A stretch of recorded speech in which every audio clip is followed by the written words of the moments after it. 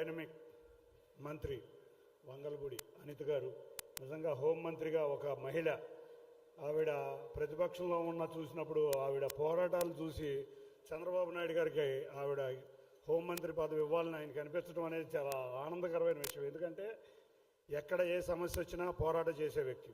అంతేకాకుండా ద్వారకా తిరుమలరావు ఆయన సైబరాబాద్ సిపిగా చేసినప్పుడు కానించి నాకు తెలుసు, అటువంటి వ్యక్తి డీజీపీగా వచ్చారు. ఇహ సహచర బోండా ఉమ్మ గారు, గద్దె రామ్మోహన్ రావు, తాతయ్య గారు, సోదరి సౌమ్య, కొలికిపూడి శ్రీనివాసరావు గారు అందరూ కూడా నాకు అన్ని విధాలా సహకరిస్తా. నేను కొత్తవాడినైనా కూడా నన్ను దగ్గరుండి తీసుకెళ్ళిన వీళ్ళందరికీ కూడా పేరు పేరున ధన్యవాదాలు తెలుపుకుంటున్నాను. ఇక మా కమిషనర్ రాజశేఖర్ బాబు గారు నిజంగా ఫ్రెండ్లీ పోలీసింగ్, విజయవాడలో ఫ్రెండ్లీ పోలీసింగ్ అంటే ఎట్లా ఉంటుందో చూపిస్తున్నారు ఆయన. నిజంగా ఆయన టేక్ ఓవర్ చేసిన కాడి నుంచి ఎన్నో సమస్యలు, రాగానే వరద, ఆ తర్వాత కనకదుర్గమ్మ వారి ఆలయంలో దసరా ఉత్సవాలు, తర్వాత ఇటువంటి ఎన్నో సమస్యలు వస్తే ప్రజల చెంతకి పోలీసింగ్ ఎట్లా ఉండాలి అనేది చూపించి, అంతకుముందు కమిషనర్ గారిని కూడా చూసాం, ఎప్పుడు చూసినా ఏదో ఒక సమస్యను సృష్టించడం. ఈయన ఎప్పుడు చూసినా కూడా ఏ సమస్యనైనా నవ్వుతా తీసుకుని ప్రజాప్రతినిధులను ఇన్వాల్వ్ చేస్తా సమస్యను పరిష్కరించే విధంగా తీసుకెళ్తున్నారు.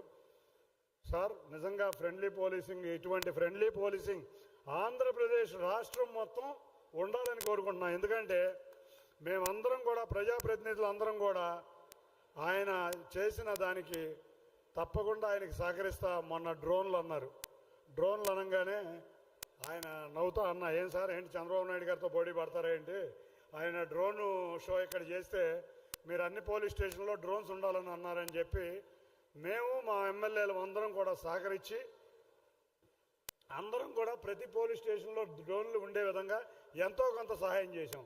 అదేవిధంగా సీసీ కెమెరాలు అన్నారు. విజయవాడ నగరంలో ఉన్న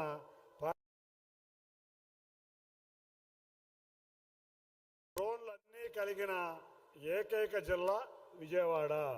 1000 సీసీ కెమెరాలు ఇచ్చింది ఎన్టీఆర్ జిల్లా. కాబట్టి ఇటువంటి సహకారం మా ప్రజల నుంచి ఎప్పుడూ మీకు ఉంటుంది.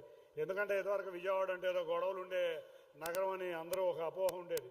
అవి ఎప్పుడో గత 20 సంవత్సరాలు, ఇప్పటికి కూడా మీడియా వాటిని వదలసలా. తప్పకుండా గొడవలు అంటే విజయవాడ అంటారు, కానీ విజయవాడ ప్రజలు, పోలీసులకి సహకరించే ప్రజలు, తప్పకుండా పోలీసుల్ని ఆదరించి వాళ్ళ సమాజం గురించి ఆలోచించే ప్రజలు. కాబట్టి మీరు ఒక్క పిలుపు ఇవ్వగానే 1100 డ్రోన్లు వచ్చినాయి, సీసీ కెమెరాలు వచ్చినాయి అంటే విజయవాడ ప్రజలు యొక్క ఏ విధంగా ఆదరిస్తారో మీరు చూడొచ్చు. తప్పకుండా ఇవాళ మేమందరం ప్రజాప్రతినిధులే కాకుండా పోలీసు వారు కూడా ఇవాళ విజయవాడలో ఈ విధంగా ఫ్రెండ్లీ పోలీసింగ్ని రాష్ట్రం అంతా ఉండాలని కోరుకుంటూ ఈ అవకాశం ఇచ్చిన ప్రతి ఒక్కరికి పేరు పేరున ధన్యవాదాలు తెలుపుకుంటున్నాను. ఇంకొక విషయం కోరుకుంటున్నా, హోమ్ మినిస్టర్ గారు ఇక్కడే ఉంది, ఉన్నారు, మా చెల్లి, ఆవిడని అట్లా రోజు మాట్లాడుకుంటాం కాబట్టి హోమ్ మినిస్టర్ గారు ఉన్నారు. అంతేకాకుండా డీజీపీ గారు ఉన్నారు.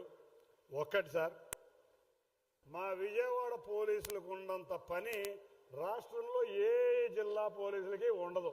ఎందుకంటే ఇక్కడ ముఖ్యమంత్రి గారు ఏ ప్రోగ్రాం చేసినా రాజధాని ప్రాంతంలో భాగమైన విజయవాడ నుంచే 60% ప్రోగ్రాంలు ఉంటాయి. అంతేకాకుండా విఐపీల తాకిడి కూడా విజయవాడకి చాలా ఎక్కువ. కాబట్టి విజయవాడ పోలీసులకి మొన్నే హోమ్ మినిస్టర్ గారికి ఏమని చెప్పారంటే, విజయవాడ పోలీస్ మీరు చూస్తే 1 టౌన్లో పోలీస్ క్వార్టర్స్ చాలా దారుణంగా ఉన్నాయి, వాటిని బాగు చేయించాలి. విజయవాడ పోలీస్ స్టేషన్లు చాలా దారుణంగా ఉన్నాయి. మీరే కాదు, మేము కూడా సిఎస్ఆర్ యాక్టివిటీ ద్వారా అన్ని విషయాలు చేద్దాం, పీపీపీ మోడల్ అని చెప్తున్నాం. అంతేకాకుండా పోలీస్ కొరత ఉంది ఇక్కడ. కాబట్టి ఇటువంటి రద్దీగా ఉండే ఈ విజయవాడ ప్రాంతానికి పోలీసులు సరిపడా సిబ్బందిని ఇవ్వటమే కాకుండా వాహనాలు కూడా ఇవ్వాలి. సీసీ కెమెరాలు, డ్రోన్లు అంటే మాలాంటి వాళ్ళని సహకరిస్తాం. ఇటువంటివన్నీ కూడా ఇచ్చి విజయవాడ పోలీసింగ్కి మరింత శోభ వచ్చే విధంగా చేయాలని కోరుకుంటున్నాను. Thank you sir, thank you so much.